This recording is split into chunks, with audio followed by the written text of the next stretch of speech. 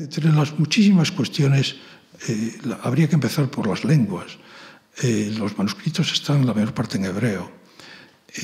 No se conocía, incluso antes de Qumran, se creía que el hebreo ya no se hablaba, que se había recuperado más tarde, en la época de la Misná, como lengua literaria. Hoy se ve que el hebreo estaba vivo y se escribía en hebreo. Entonces, para la historia de la lengua y en filología lo importante, y en historia, sin las lenguas no se avanza, es importante. Pero la historia y el conocimiento de la lengua, y entonces la interpretación de los manuscritos, la interpretación de la Biblia ha ganado muchísimo con todos los descubrimientos de Ugarit, de textos mesopotámicos, incluso egipcios, lenguas que casi no tienen nada que ver con el hebreo, y ha ganado muchísimo con los descubrimientos de Qumran.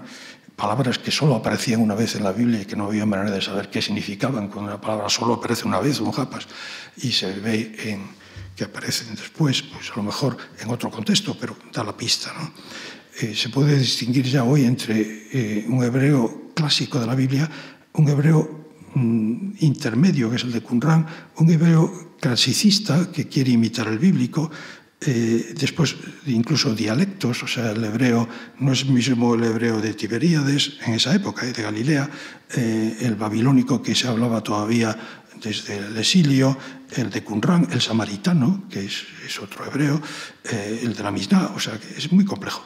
Pero después hay una lengua, que era la lengua internacional, el arameo, que se sabía que en la época de Jesús se hablaba arameo, pero no había ni la mínima documentación. Incluso de esa gran lengua internacional de las cancillerías del Imperio Persa, tampoco había apenas textos, y ahora hay muchísimos textos. Y son la base también para entender muchísimas cosas, en concreto el substrato arameo, que tanto se ha estudiado o exagerado del Nuevo Testamento. Tendría que extenderme en la diferencia que hay entre que un libro esté escrito en hebreo o en arameo. Es muy significativo. En general se puede decir que los textos hebreos son muy judíos. Los textos en arameo también son judíos, pero son de judíos de la diáspora oriental, mucho más cosmopolitas, más internacionales. Al fin y al cabo la lengua era internacional. Tienen otra temática. Y esto después, para la recepción de toda esta literatura en el cristianismo, tiene mucha importancia. El cristianismo aceptó mucho más, integró obras en arameo y no en hebreo. Algo quiere decir todo esto, ¿eh? O sea, el conocimiento de lenguas es importante. En el año 1914 se celebraba, apenas sin eco, el 5º centenario de la publicación de la Biblia Políglota Complutense. Parto de ahí por las razones que enseguida reconocerán. Es el comienzo en el Renacimiento de los estudios sobre hebreo, griego y latín, que era justamente la base de la políglota y de toda la cultura renacentista. Tenían muy pocos manuscritos, tanto en Alcalá como Erasmo trabajando en Basilea. Hoy es infinito el número comparado con aquellos, muchísimo mejores además. Aquel fue un comienzo. Aquel fue un comienzo glorioso realmente, y de ahí arranca todo lo que ha venido en 500 años. Arranca una metodología, un entusiasmo por recuperar las tradiciones clásicas, por volver a las lenguas antiguas, las tres, incluido el hebreo. Y bien, la historia avanza.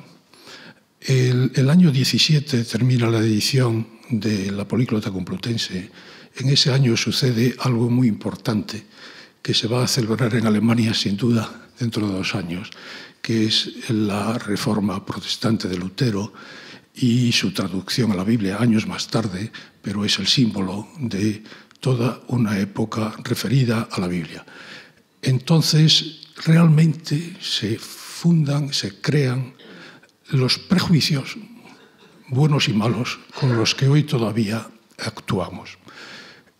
Una de las primeras cosas que quiero decir es que si en aquel siglo tuvieran los manuscritos que hoy tenemos, sin duda que la Reforma Protestante y la reacción católica hubieran sido muy diferentes. Simplemente por mayores conocimientos de cómo fue la historia de la formación de la Biblia, de otros libros que nunca entraron en la Biblia, de los llamados apócrifos, y de las respectivas tradiciones de lectura, de interpretación a lo largo de los siglos. No hubo ningún descubrimiento importante en estos 5 siglos referido a lo que es la Biblia hebrea, sobre todo. Sí hubo, en la primera mitad del siglo pasado, importantes descubrimientos de papiros en Egipto, referidos al Nuevo Testamento, referidos también al mundo clásico griego, pero del Antiguo Testamento, del mundo judío, no hubo nada, salvo en el año 1616 el descubrimiento del Pentateuco samaritano, que causó grandísima expectación, como los manuscritos del Mar Muerto. Siglos más tarde se publicó en la Políglota de París. Pero bien, hubo un vacío hasta el siglo pasado, hasta que de repente en el año 1947 aparecen unos manuscritos en unas cuevas perdidas cerca del Mar Muerto. Otro dato que hay que tener muy en cuenta de estos 5 siglos es que, así como el siglo XVI el hebreo formaba parte de esa tríada de lenguas clásicas, y judíos, por ejemplo, en España, conversos, intervinieron en la edición políglota, poco a poco las ediciones políglotas extranjeras todavía incorporaban, eran políglotas realmente, pero poco a poco, en el siglo XVIII, XIX, el hebreo se fue soslayando, se fue marginando. La cultura europea, diría, se hizo muy europea, muy clásica, grecolatina. Realmente el esplendor de la filología en la época ilustrada y sobre todo en el siglo XIX, el historicismo del que vivimos, sobre todo en los métodos, en la ilusión por saber, por conocer la historia y la antigüedad, admiración por la antigüedad. Sin embargo, lo hebreo y específicamente lo judío fue marginado y se crearon una serie de prejuicios que la investigación actual, y si hablo personalmente, a mí me costó mucho deshacerme de esos prejuicios, bastantes años. Y cuando uno tiene prejuicios, que generalmente los prejuicios vienen del saber, no de no saber, vienen de un saber imperfecto, de un saber parcial y de una ignorancia de otras cosas. El siglo XIX, dije, la gran filología alemana puso las bases de todos los métodos de investigación y también en la Biblia respecto a muchos campos. Sin embargo, quiero resaltar esto porque, ya digo, el acceso a los manuscritos del Mar Muerto tiene una serie de problemas previos que son desprenderse de ideas que imposibilitan un acceso sereno incluso, pero sobre todo objetivo, neutro, y que no juzgue previamente aquello que ignora. Basta hacer referencia a, por ejemplo, Julius Wellhausen, uno de los grandísimos investigadores del siglo XIX, que tanto influjo ha tenido en los estudios bíblicos y semíticos. Pues la visión que yo aprendí de sus libros era que la Biblia, con las ideas ilustradas también, el monoteísmo ético de los profetas había sido la cumbre, pero en el siglo, bien en la época que era también la gran época de Grecia y de Zoroastro y el tiempo eje. Sin embargo, inmediatamente después se cae en el judaísmo legalista, ritualista, literalista y echarle todos los prejuicios que se quieran. Consecuencia, toda esa época no se estudia. No se estudia incluso libros de la Biblia que son de esa época. Pero desde luego no se estudia toda una literatura que se llamaba intertestamental, que hoy llamamos con muchos términos porque es ya muy compleja y se necesitan muchos conceptos. Pero todo eso se despreciaba, no se estudiaba. Y así otras muchas cosas. Hasta el punto, y lo digo, que a mí me admiró saber hace no mucho, de profesores de Qumran, que habían sido antisemitas en Alemania en pocos años antes de ser buenos profesores de Qumran. Son contradicciones de la historia, de la vida y de la investigación y de la universidad. Y claro, al saber esto, muchas veces uno se da cuenta de ideas y de procesos en la investigación. Bien, se ha dicho que son los descubrimientos del Mar Muerto el descubrimiento más importante entre los que se dieron en el siglo pasado. A mí me gusta decir, y quiero desde el primer momento decirlo, son muy importantes los manuscritos de Qumran, pero no son los únicos. Llevamos casi 2 siglos, desde el descubrimiento de Nínive, de la gran biblioteca de Surbanipal, hasta todas las campañas que se celebran en el Medio Oriente en los veranos, salvo en estos últimos años, que las circunstancias tremendas impiden realmente en muchos lugares las campañas arqueológicas. Los descubrimientos son continuos y el problema es tener hoy una visión integral de todos esos descubrimientos en todos los campos, arqueológico, filológico, histórico, religioso, historia de las religiones, porque sin una visión global realmente pues no se tiene una visión comprensiva que realmente aclare y haga ver la importancia de cada manuscrito, de cada descubrimiento en sí mismo y en el conjunto. Muy pronto se dieron cuenta de que en las proximidades del Mar Muerto sobresalía una especie de construcción que veremos. Y esta es la cueva número 1, en la que casi en el centro está la entrada. Se ha abierto mucho para la excavación, en origen no era fácil entrar. Desde esa cueva se ve bien el Mar Muerto al fondo y en primer plano, aunque no se ve muy bien aquí, está ese yacimiento. Esta es la cueva cuarta, que está muy próxima a donde está hecha la fotografía, es justamente el yacimiento arqueológico. La cueva cuarta es la más importante, con mucho respecto a todas las demás. Ella misma se puede decir que es una biblioteca. La encontraron también los beduinos. Esta es ya la cueva limpia de polvo y paja y de todo manuscrito, pero la entrada era también muy imposible. Estos son los dos. En beduino está Amire, y entre la montaña y el propio yacimiento, desde donde está hecha la foto, se conserva, hoy creo que está reconstruido, pero esta es como estaba en los años 60, un canal de agua. Estamos en el desierto, estamos cerca del Mar Muerto, a 400 metros bajo el nivel del mar, un clima más bien duro, y bien, esta es la traída de aguas. La traída de aguas que entra en un yacimiento, aquí llevamos las construcciones en piedra, mucho mejor conservado entonces el canal, y eso se reparte, este es el plano, un plano antiguo de las excavaciones. No se han vuelto a hacer excavaciones importantes, está todo excavado, y entonces responde a la realidad. Por la parte superior izquierda, en azul, corresponde a la zona de agua, de la traída de aguas, que se va distribuyendo, se va viendo a través de canalitos y en cisternas, numerosas cisternas, unas rectangulares, una circular. Es muy importante esta presencia de cisternas, que además son muy características, se han encontrado en otros lados, y tienen sin duda una función ritual. No es tanto beber y saciar la sed en una zona donde hay problema de agua, sino que casi aquí el lago era más bien para baños rituales. Y en el plano se ven edificaciones.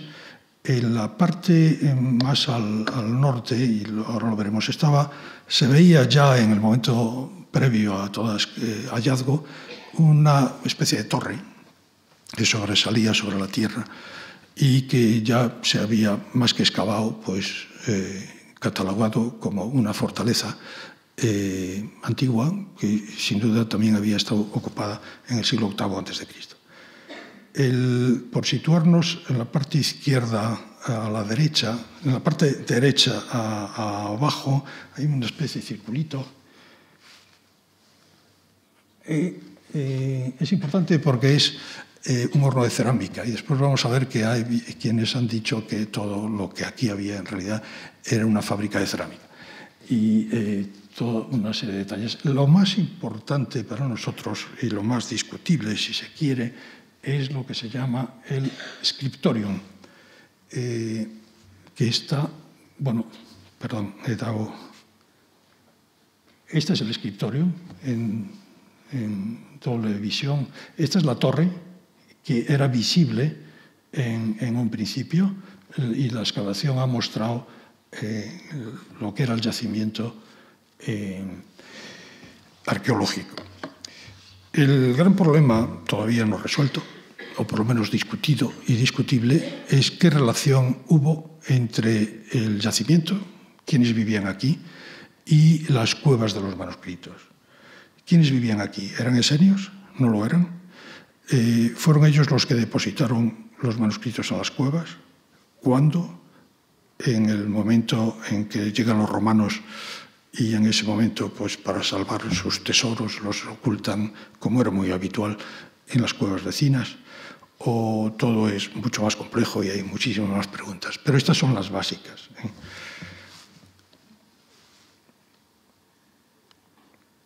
Este es el scriptorium. La razón de por qué se le llama scriptorium es que se encontraron 2 tinteros y otros, restos que pueden indicar incluso una especie de mesas que no son tales mesas, después las veremos, o no pueden cumplir la función de una mesa sobre la que se escribe, porque no era así como escribían los escribas de la antigüedad. Pero bien, esa es la explicación que se ha dado. Una de las cisternas, que tiene una forma, ya digo, muy, muy curiosa para los baños rituales. Esta tiene la peculiaridad de que está quebrada, rota, por un terremoto. Los terremotos son muy datables, año 31 a.C., y esto es una de las referencias importantes para saber cuándo estuvo ocupado, se dejó de ocupar justamente en ese año. El horno de cerámica, muy bien construido, muy simple, pero muy bien construido porque está orientado norte-sur, que es de donde vienen los vientos en la zona del Mar Muerto. En el centro se ve una especie de apertura para la entrada del viento, ¿no? Y esto es lo más difícil de todo, es el cementerio, o mejor dicho, los cementerios de Qumran. Están muy en las proximidades, a 50 metros de lo que acabamos de ver del yacimiento. Se excavó al principio, ciento y pico, no voy a entrar en los detalles, tumbas, y lo sorprendente era que todas eran tumbas de varones. Se excavaron después, más que cementerios, tumbas en otras zonas más colindantes o más alejadas, y aparecieron también tumbas con huesos, restos de mujeres y de niños, en una proporción mucho menor. Esto ha dado pie a infinitos debates. Uno de los que yo oí, por ejemplo, directamente en un congreso en Boston, Joe Zias, mientras nosotros trabajábamos con los manuscritos en una sala del Museo Rockefeller en Jerusalén, él estaba en otra sala estudiando huesos, e incluso poníamos los huesos, la tibia y el peroné, comparado con los nuestros, y qué pequeñitos eran en la antigüedad. Y Joe Zias tiene una teoría que dice, muy fundada, y a lo mejor es así, es cierto, que las tumbas donde aparecen mujeres, las mujeres son beduinas del siglo XVI, no son del siglo I, o sea, no eran las mujeres de los supuestos esenios. Hasta ese punto, y toda una serie de razones, ese tipo de tumbas, reutilización de las tumbas por beduinos muy frecuente, que al lado de los restos hubiera objetos que los judíos, las mujeres judías jamás se entierran de esa manera. Después es muy curioso también que el cementerio con varones tiene una tipología totalmente diferente al modo de enterrarse los judíos.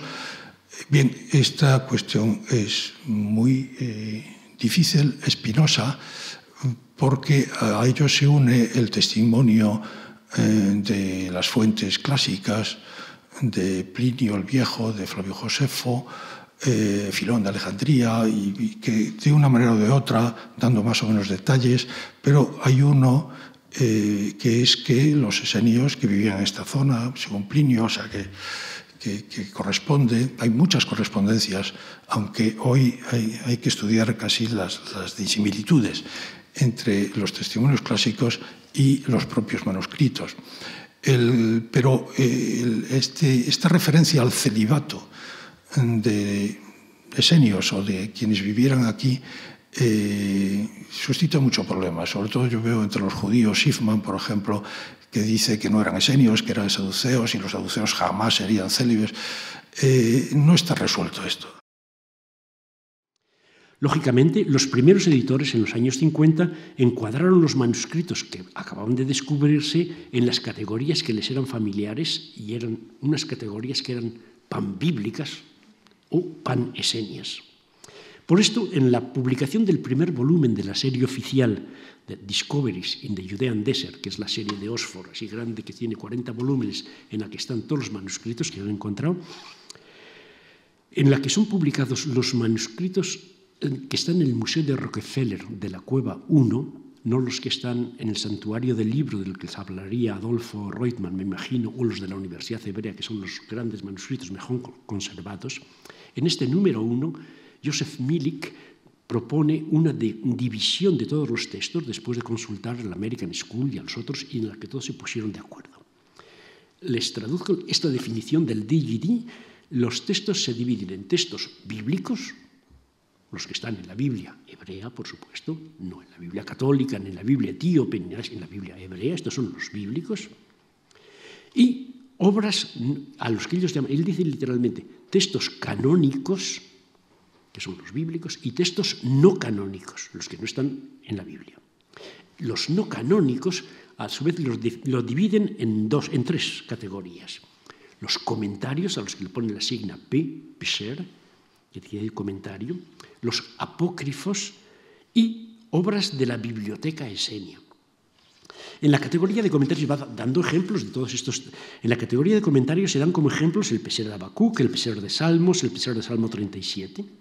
En la categoría de apócrifos se citan el Lamec, 1Q Lamec, que luego se llamará el Génesis Apócrifon, el Testamento de Leví de la Cueva 1, el Testamento de Leví de la Cueva 4, las palabras de Moisés, una composición que es semejante a de Jubileos, pero centrada en el Deuteronomio y no en el Génesis, y el Libro de los Misterios, una composición de la Cueva 1, de la que hay otras 3 copias en la Cueva 4.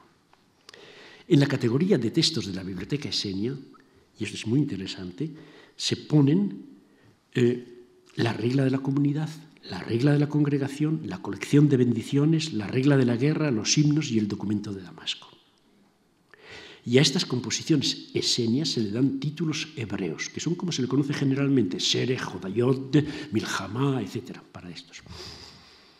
Aunque entre los ejemplos citados hay algunos en este DGD1 que provienen de la Cueva 4, que eran ya conocidos entonces en fragmentos para los editores, queda claro que el contexto hermenéutico, el marco de interpretación general se había formado tomando como base los manuscritos entonces conocidos. Es decir, los 7 grandes manuscritos provenientes de la Cueva 1 y los textos incluidos en el volumen primero de la serie oficial. Es decir, que el contexto hermenéutico con el que clasifican los textos había sido formado en base a un número muy limitado de textos que presentaban un perfil particular. Estos textos eran 2 copias del libro de Isaías con numerosas variantes, pero fundamentalmente del mismo tipo textual que el texto masorético. Una composición aramea, el Génesis Apócrifon, que en parte ampliaba la historia de los patriarcas con nuevos detalles, algunos muy bonitos, y en otra parte era como una traducción literal en arameo del texto masorético. Esta composición era semejante a otros apócrifos que ya eran conocidos, como el libro de los Jubileos o las antigüedades judías del Pseudofilón. Y junto a estos 2 manuscritos bíblicos y este parabíblico, había 4 composiciones totalmente desconocidas que formaban el grupo de los grandes, los 7 grandes. La regla de la comunidad, la regla de la guerra, los himnos y el Pesher Habacuc, que revelaban por primera vez la existencia y forma de vida de un grupo judío del que previamente no sabíamos nada, de su pensamiento religioso, ni nada de su forma particular de interpretar el texto bíblico. La regla de la comunidad, describo un poco brevemente estos 4 grandes, la regla de la comunidad nos permitía descubrir la existencia de un grupo particular con sus normas propias, su estructura jerarquizada y con elementos doctrinales característicos y exclusivos, como el dualismo, la predestinación, el mesianismo bicéfalo con 2 cabezas, pues esperaban 2 mesías, o 3 o 4, depende de los textos, etc. Los jodayot, los himnos, nos ofrecían una poesía fuertemente personal y de gran densidad teológica, perfectamente compatible con las ideas peculiares de la regla de la comunidad. El Pesher Habacuc nos confrontaba con una interpretación del texto bíblico en función de la historia propia y de los conflictos exteriores e interiores al grupo. Este es el documento más extraño del documento, pues están citando el texto bíblico y dice, y lo que esto significa es que el hombre de mentiras persiguió al maestro de justicia. Uy, es que están pasándose, esto de Habacuc no tenía nada que ver con eso, pero ellos lo traspasan a su historia propia. Y la regla de la guerra nos revelaba una ardiente espera escatológica propia de este grupo que estaba orientada a un combate final y definitivo entre las fuerzas del mal, que llaman los hijos de las tinieblas, y las fuerzas del bien, que son los hijos de la luz, con los que los miembros del grupo se identifican, y que está proyectada a ese futuro, a ese conflicto final que esperaban muy cercano. En resumen, pues, estos manuscritos de la Cueva I, los primeros que fueron publicados, formaron el marco hermenéutico en el que las publicaciones sucesivas de otros textos se iban integrando. Esta forma de clasificar los primeros manuscritos descubiertos me parece completamente normal, puesto que la investigación parte siempre de aquello que le es conocido. Más problemático, me parece, el hecho de que este contexto hermenéutico permaneció sustancialmente invariado y condicionó la manera de designar los textos procedentes de otras cuevas que poco a poco se iban publicando. En el Digidi III, los manuscritos de las cuevas más pequeñas, la más grande es la de 4, que tiene casi el 70% de todos los manuscritos. Pues el D3 fue publicado en el 62. El Digidi V es el primero dedicado a la Cueva 4, apareció en el 69. Y el Digidi VII apareció en el 82. La distancia que hay entre los años 50, cuando sale el primero, y el 82, cuando salen estos. Estos volúmenes, hasta el 8, porque luego hay un periodo de desierto en que no se publica nada, nos revelan claramente que junto al panbiblismo y panesenismo, otro elemento fundamental empleado en la clasificación y en la nomenclatura de los textos fue su relación con géneros literarios conocidos en la literatura bíblica. Literatura sapiencial, literatura legal, literatura apocalíptica, literatura hímnica, formas que eran familiares para los que estudiaban los manuscritos, que sabían muy bien, que conocían muy bien su Biblia.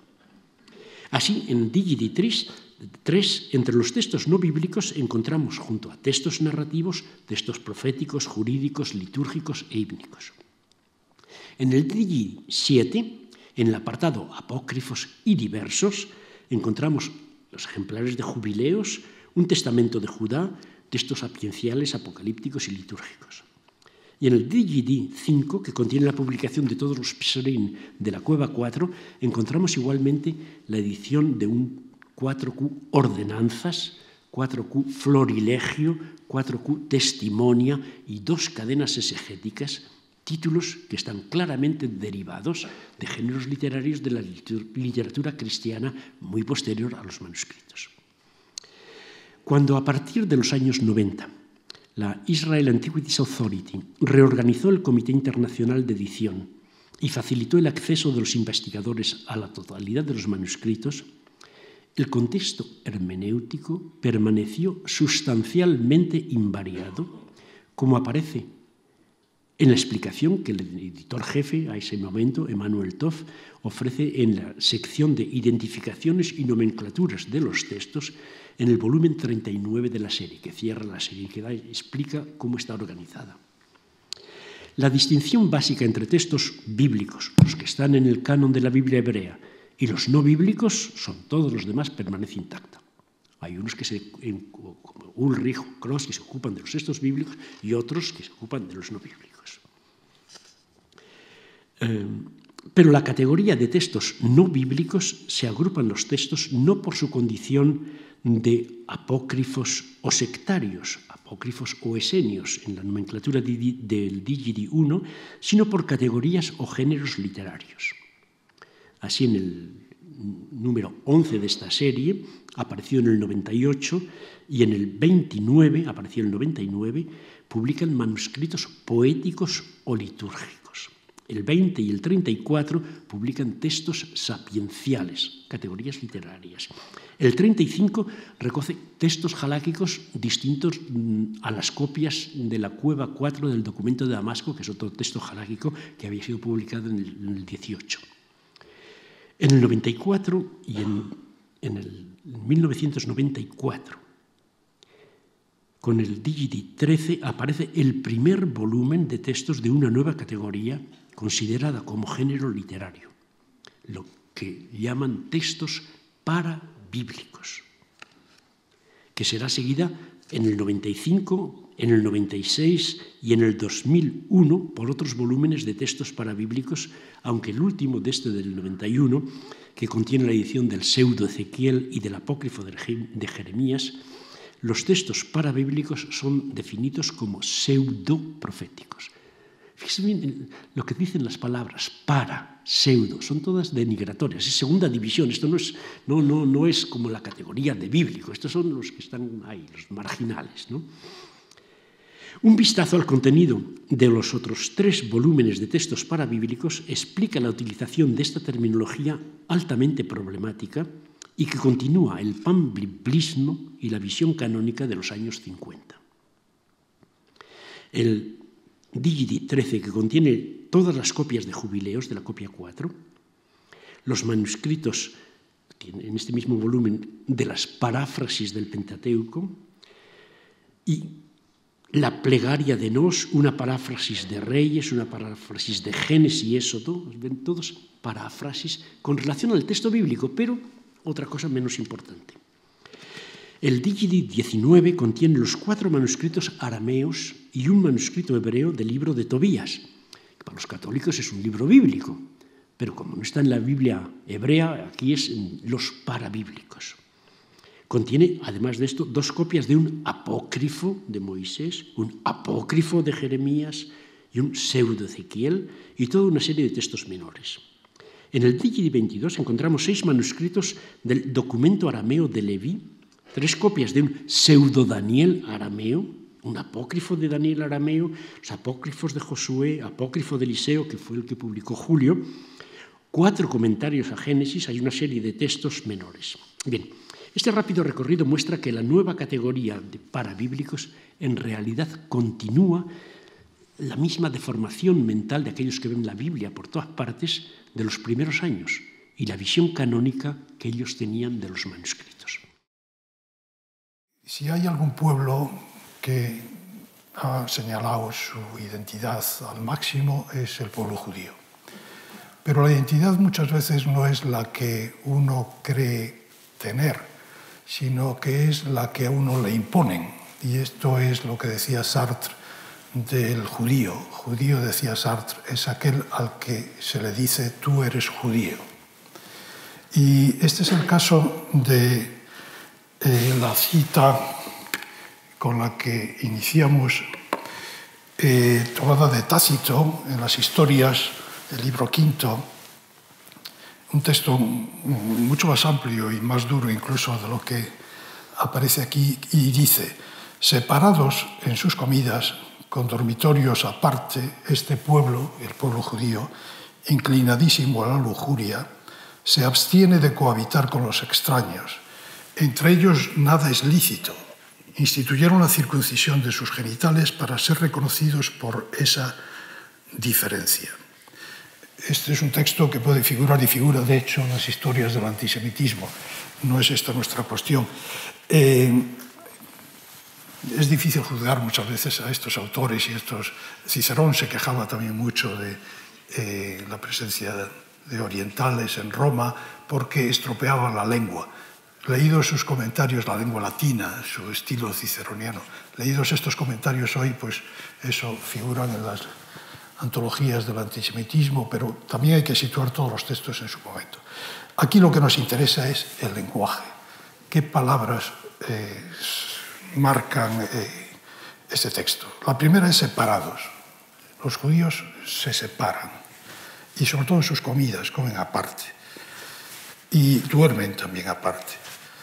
Se abstiene de cohabitar con los extraños ya en general, y después reconocidos por esa diferencia, que es lo que marca una identidad, el yo y el otro, o los otros, justamente, entre otras muchas, la circuncisión, que era, si cabe, la más llamativa. Si los judíos eran un pueblo separado, dentro del judaísmo había grupos que acentuaban todavía más esa diferencia, esa separación. Los fariseos, que son los que más nos suenan, en hebreo se llaman los perushim y su significado es los separados. Los fariseos se separaban del resto de grupos y del pueblo judío en general. Muchas veces por eso mismo eran odiados. Pero los esenios, si cabe, se separan todavía mucho más. Y se separan en su origen. El origen de los esenios es un poco en las tinieblas, está, pero procede de una separación. Una separación que hasta ahora, y bueno, sigue siendo vigente esta opinión, pero era una separación del sacerdocio del templo porque lo consideraban ilegítimo y ellos eran los herederos de la legitimidad sacerdotal sadoquita. Hoy, a través del escrito 4QMMT, todo esto de las siglas es muy complicado, algunos capítulos de la Torá, se sabe que, como siempre en el judaísmo, las separaciones se producen sobre todo por razones haláquicas, es decir, jurídicas, legales, referidas a la interpretación de la ley de la Torá. Iban perpetuamente vestidos de blanco como sacerdotes que eran en ejercicio permanente, no solo en el momento de ejercer el culto, sino todo. Entonces, después, por ejemplo, hay textos que lo confirman, incluso un pequeño dato arqueológico. Llevaban consigo una piqueta al cinto. Esa piqueta servía para hacer excavar pequeños hoyos en una zona lejana de la zona habitable para, después de hacer el agujerito, pues los excrementos cubrirlos. Tenían un sentido enorme de la limpieza, todo ello para la función ritual de todo ello. Eran, por otra parte, también médicos o muy interesados en este campo. Los himnos de acción de gracias o dayot revelan el aspecto más místico realmente de esta comunidad. Lo cual hace de los esenios realmente algo muy complejo, con posibilidades de interpretación múltiples. La figura de Jesús es inmensamente compleja y Qumran, evidentemente, ofrece materiales para su estudio.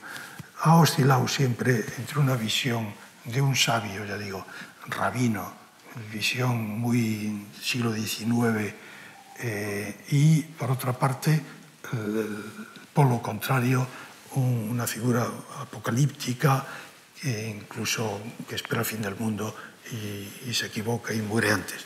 Pero entre estos dos extremos, que no lo son en algún sentido, a mí me influyó mucho un libro que traduje cuando era estudiante, de Edward Schweitzer, que decía que Jesús era inclasificable. pero todas las clasificaciones que se le atribuían eran todas aportaban algo. Y creo que Qumran todavía ha hecho mucho más compleja la figura, más difícil, pero desde luego ha hecho de ella algo muy importante. Me acuerdo cuando me sorprendió el título del libro de Geza Vermes, Jesús el Judío. Este era un título un poco que chirriaba. No se tenía la idea de, incluso teológicamente, Bullmann, Jesús era judío del Antiguo Testamento. Lo que importa es el Cristo. Y un Cristo, pues, por supuesto, fuera de cualquier territorio y sobre todo judío, ¿no? Una forma de clasificar los escritos es por lenguas. Y me voy a fijar en esta para ver justamente esas líneas de continuidad o de ruptura entre el mundo, ya no digo esenio, judío anterior al año 70 y el posterior. Y muy rápidamente, hay una serie de obras encontradas en Qumran. Algunas son, bueno, todas eran utilizadas por esenios, aunque esenias propiamente dichas, casi ninguna. Son obras escritas en arameo, referentes a personajes del Génesis, anteriores al diluvio, es decir, anteriores a las figuras propiamente judías, como es Moisés, sobre todo. Adán y Eva, Caín y Abel, los gigantes, importante, los ángeles, Enoc y Noé, y figuras patriarcales hasta Abraham y el mismo Abraham. Tercero, se relaciona con la diáspora oriental de lengua aramea.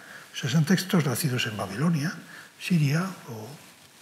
Y cuarto, caracterizadas por una perspectiva universalista, que se significa en esas figuras que son, bueno, Adán y Eva, pues padres de la humanidad, ¿no? Bien, la oposición que vamos a ver es entre universalismo y particularismo.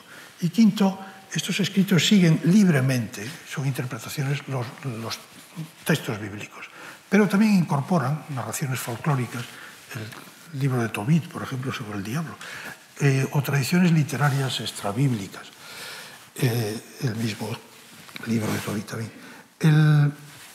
Libros que pues son muchos libros escritos en arameo, importantes. Los dos primeros forman parte de Enoc, del Pentateuco enóquico así llamado, el Génesis apócrifo, el libro de los gigantes, el Testamento de Cahat, que es patriarcal, nacimiento de Noé, Cuatro reinos, visión, palabras de Miguel, visiones de Amram, también patriarcal. Y frente a este grupo hay otro grupo de obras escritas en hebreo, no en arameo. Estas dos lenguas circulaban en la época. Se creía que el hebreo estaba prácticamente olvidado y que la lengua de calle era el arameo. Es cierto, pero el hebreo no estaba olvidado. Y se han encontrado obras escritas en hebreo, que se refieren a figuras específicamente judías o israelitas, como Moisés, David e incluso profetas. Son originarias, se ve simplemente por la escritura también en hebreo, de Eretz Israel, de la tierra de Israel, o en relación con ella. Se caracterizan por una perspectiva particularista, muy judía.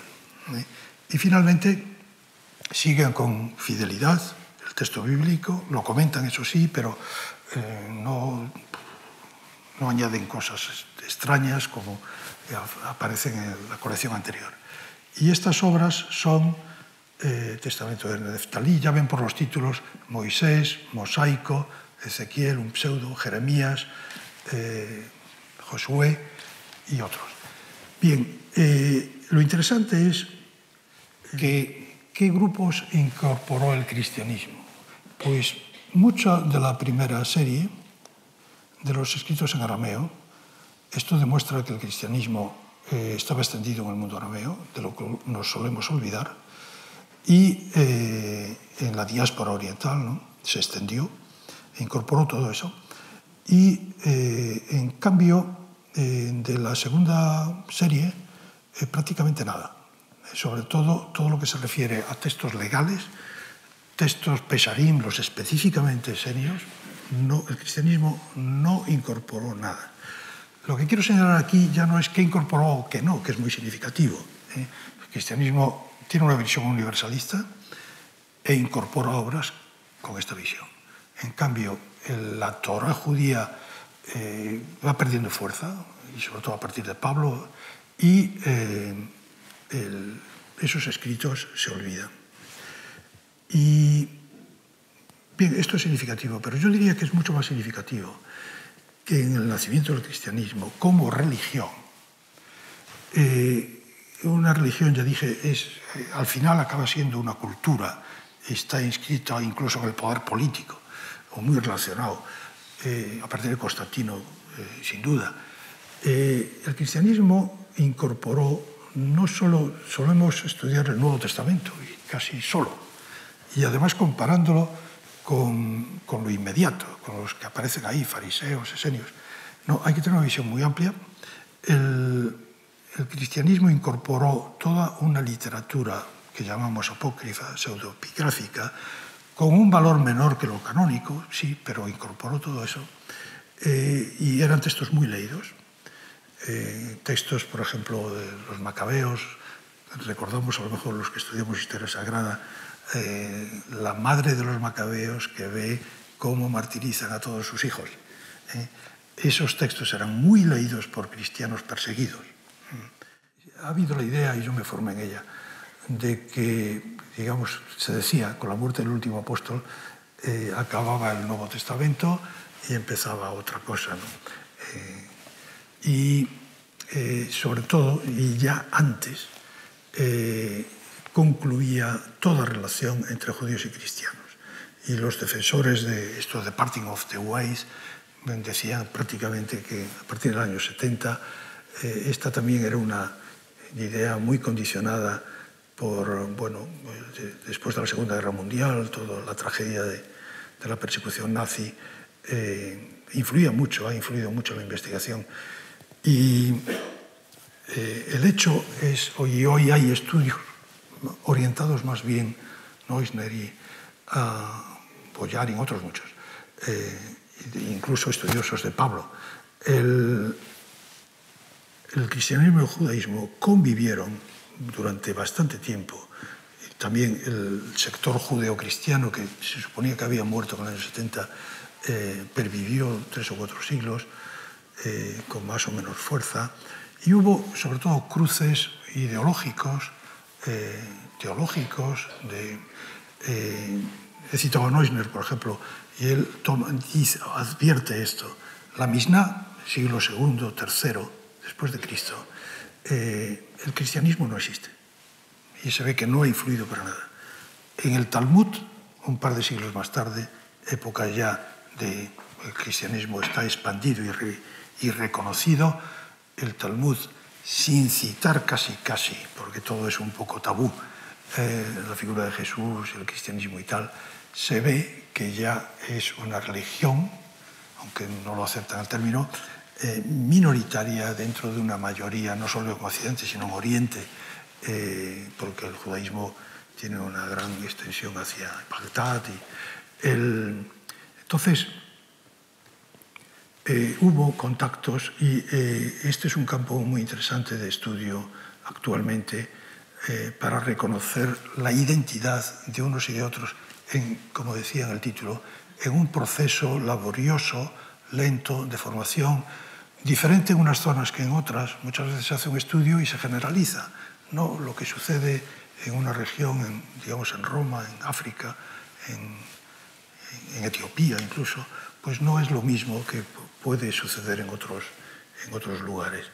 Y este es el panorama vastísimo, riquísimo, que todavía tiene futuro para futuras generaciones de estudiosos.